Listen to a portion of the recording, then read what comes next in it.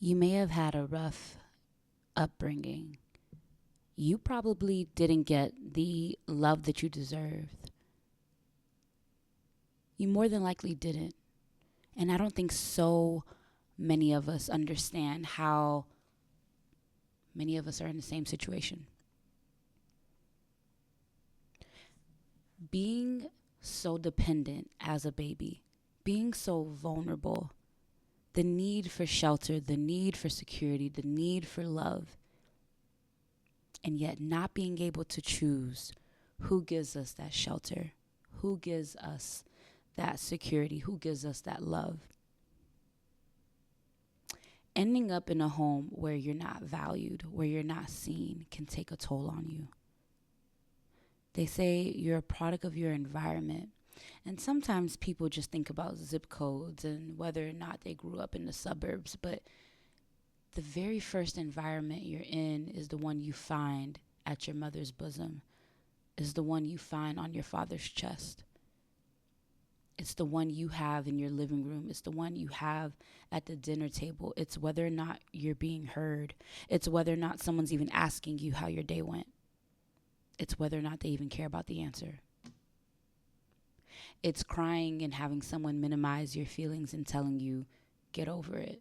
That environment. And I don't think we talk enough about how that environment begins to do a number on us. It begins to tell us who we are. Okay, I guess if they're not asking, I must not be someone to ask. I guess if they're not listening, I must not be someone to listen to.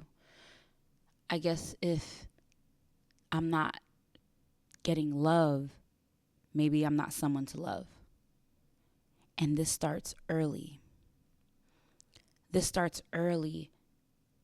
And what's worse is that I always say to my clients, there are 5 different validating systems.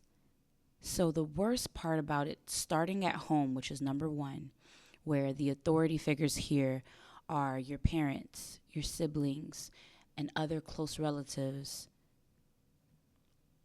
The second one usually does even more damage because the second one is school. And you would think the authority figures here are the principals, the teachers. No, it's not the staff and administration at all. It's actually your peers. And when you get bullied, it almost reinforces, damn, I mustn't be worthy for real because my family didn't love me. And now I see my peers don't fuck with me. Now I'm starting to get a perception of myself that's even more cemented. Home did a number on making me think about who I was, and now my peers are adding to it. The third validating system is your work life. And God, if you don't have the self-esteem and the courage and the boldness to believe in yourself, where do you think you're going to end up? Do you think you're actually going to pursue your dream career? Because what happened when you actually did tell your parents or parent that you were interested in art? What did they say? Art can't pay the bills. We need you to be a what? Doctor, engineer, lawyer. Good God, especially if you're a person of color and specifically if you have parents that are not from America. They all believe that you cannot be a worthy individual in America if you do not enter one of the STEM careers or do something in law. STEM, law. Everything else, you suck. And so imagine you already have damage from level 1 and level 2 telling you you're not worthy, telling you you're not good enough. But then you enter the workforce and you already have to struggle to feel worthy because the authority figures here are not just your bosses and your coworkers that make you feel less than or competent enough to do your duty. It's your paycheck. You get your paycheck and you feel whatever your paycheck communicates. If you're not getting paid enough, you're going to start thinking it's because I'm not good enough. So now there's 3 layers of damage being done. But then there's a 4th layer. And the 4th layer is your adult friendships and romantic relationships. And if you're thinking about those starting at 20 and you imagine the damage that does when those don't work out, because you have this crazy timeline that says you're going to be married by 25, first baby by 27, house at 23, like you start to feel like even more of an unworthy, unlovable person.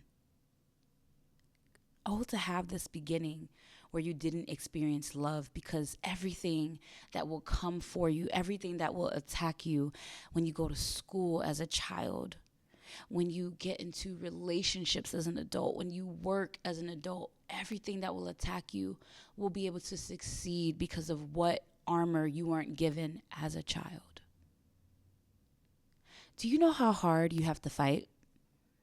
Do you know how hard you have to fight to believe you're worthy when everything in your environment growing up told you you weren't? I love the work that I do because I work my ass off to help my clients do the mental gymnastics to see their worth. It sucks that there are people that will see your worth so easily. As a matter of fact, I talked to my client about this today. She talked about how being seen made her go within and want to go into a shell. And if you know me, I like to ask why. Why do you think that is? I'm not going to tell you why. I'm going to ask you why you think that is. And one thing I never allow my clients to say, and you'll hear me say it all the time on this channel, is I don't believe in you saying I don't know. Because you are the expert on your life. You were there. I wasn't. I always love to joke and say, if you don't know, how the hell I'm going to know? I got my guesses, but ultimately what I'm communicating here is you are the expert, and that's a big part of your self-esteem too. So make sure you don't find yourself saying, I don't know, when it comes to why you think XYZ is happening. I want you to be bold and really sit with yourself, interview your inner children, and sit with the feelings that come up. Because after I challenged her on why that was, and after she gave me the preliminary unsatisfactory answer of I don't know, she was like, I was afraid of being seen. I'm like, and what would being seen mean? Was that something you were used to? She was like, no. Boom. Younger you was like, what the hell is this? We didn't get attention. We weren't heard.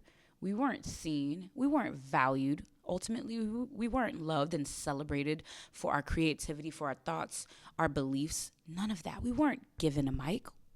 Why would you put one in my face? What is that? What do I do with that? So many of us, because of what we experienced in childhood, and honestly and unfortunately well into our young adulthood, struggle to see our worthiness. It is going to be a struggle for you to be on your healing journey, because you are going to have to help your younger selves make sense of why you're having these new experiences of love, of safety, of celebration, of value. Why are you having this now? What does that mean about the people that we love so much? The people that we were given at default. I'm talking about our parents and our relatives and the people who failed us ultimately. We have this loyalty to them that has been embedded in us since we were dependent on them for that safety, for that security. And because of that, right? We're going to feel like frauds. We're going to feel like we are betraying them if we sit in this experience of love. Because if you didn't give it to me, who are these people to give it to me? I had this complex growing up, and I'm pretty sure, especially for, the females out there, I'm pretty sure you can identify with this. I remember liking the bad boys. The bad boys, the mean ones. Oh my God, those were my favorite. Eat it up, eat it up. Why would you ask? Why would that be my favorite, right?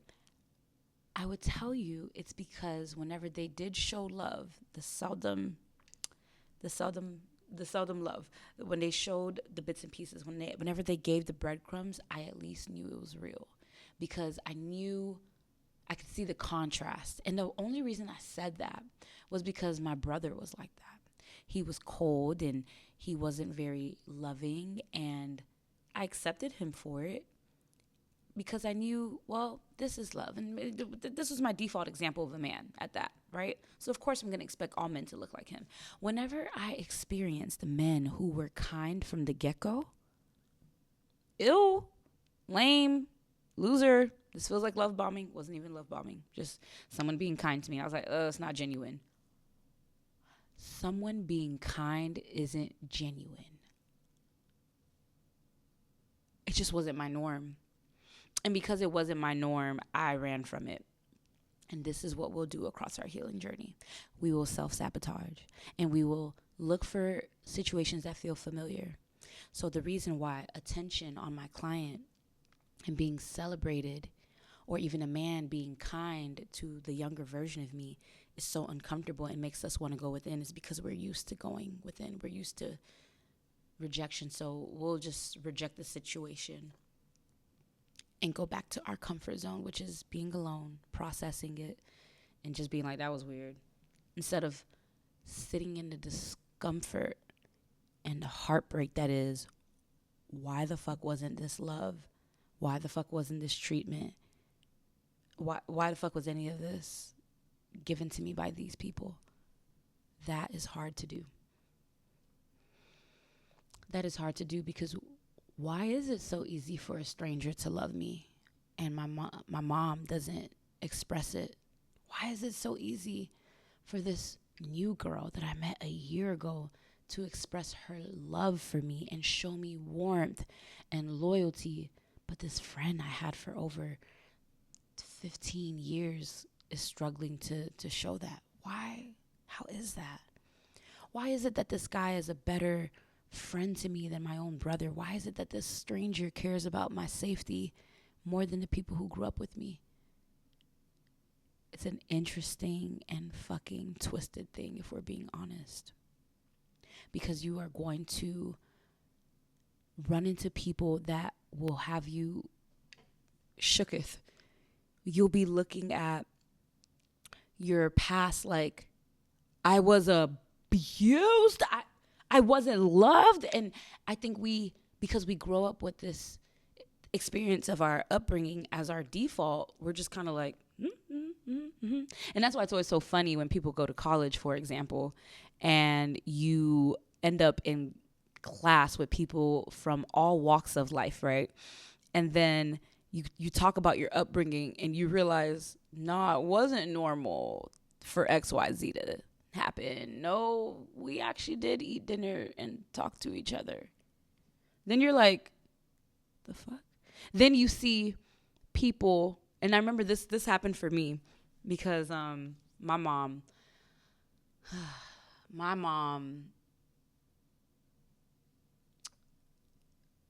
left and went to Haiti, and I remember I was struggling with that because I was a mommy's girl, big time mommy's girl. I'll probably make a whole episode talking about how I dismantled my mommy's girl like identity.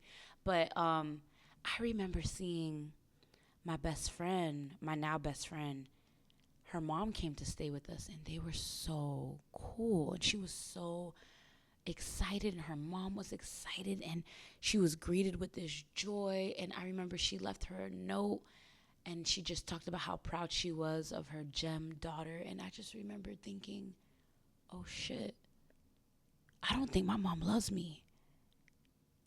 Oh, if that's what she's experiencing, and I realize I buy a calling card to call my mom, and she still rushes me off the phone. She doesn't engage me. She doesn't celebrate what's going on. She doesn't inquire. There's no excitement. Am I loved? Whole world just gets dismantled. So I can only imagine what so many people who are in their 20s, and for some of you guys, Gen Z, I feel like it's happening a lot earlier for you all than it did for us millennials and zillennials. But you guys are starting to see it, and it's hurting. It's hurting, realizing you don't have parents that love you. You don't have a mother that loves you. It's a heartbreaking experience, and it's one that'll make you feel like you're not worthy. It's not the truth, though. Because if you place that same person in a loving family, that person will grow up with this confidence, this high sense of self and self-esteem and courage and boldness, and this belief that they can do anything. Take that same person and you put them in a home where they're experiencing abuse and all types of manipulation and neglect and abandonment, and that person will feel so small in the world, and they'll feel like as small as they are, they're still taking up too much space. Same person, two different environments. It's so important you do the work to unpack the kind of environment you came up in. Because if you don't, you're going to believe what your environment communicated to you.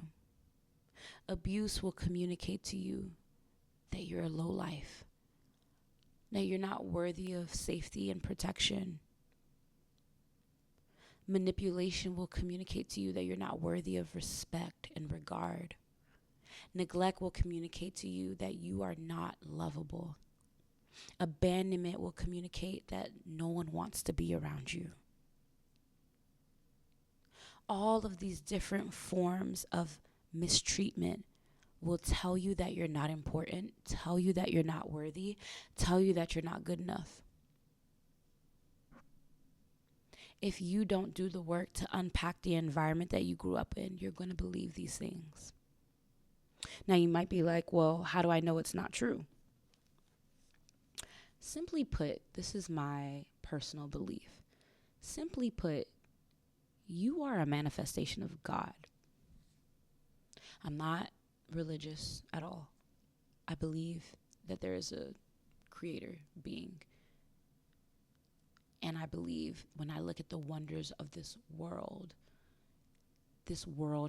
and the creatures in it and the beautiful environments that we have, from deserts to tundras, there's so much variability, there's so much diversity, there's so much intention. I have no choice but to believe in a God. But I believe everything is a manifestation of this great entity that is God. And that includes you. You would not be here if you weren't important. I feel like everyone that is born is a flavor or scent or shade of God expressed. You can't be me. I can't be you. And the beauty of it is we're both a manifestation of God. Because you exist, babe, you're important. Because you exist, you're worthy. And I like to ask people this question, right? If there's a child in your life or a pet in your life, I like to ask, why do you love them? And people start to be like, someone asked me, why do I love my goddaughter, Cameron? Because she exists. Why do I love Charlie the dog? Because that's fucking Charlie, bro. You know what I mean? Like, you love them just because. My goddaughter can't make me food. She can't do my taxes. She's a sweetheart, though. But, like, we love these children and these pets from a default place of love because that's also a quality of God that manifests in us. So you are important just because you're here. That's it. If you weren't important, you wouldn't be here. You wouldn't have been created. Of all the little sperms that could have made it to that egg, yours made it. I don't care what anybody says. You're fucking special. You're literally one of one. Twins are different. Twins have their own individual personalities. You are meant to be who you are. You just gotta be open to being wrong about how hard you've been on yourself and recognize that there have been people that came in and did not know love themselves, so they could not show you love. So you are important. You are worthy. And the crazy thing is, you're going to encounter people that care about you more than you care about yourself. And the only reason you don't care about yourself is because someone communicated that to you by the way they treated you, what they said to you, what you didn't get, what you didn't receive when you should have. Please, if this is coming across your algorithm for whatever reason, don't give up on figuring out just how special you are. It is so important that you don't lose sight of why you're here. And it's not the pain in your past has nothing to do with it. Your purpose might have been birthed in all that pain. I know that I have helped so many people.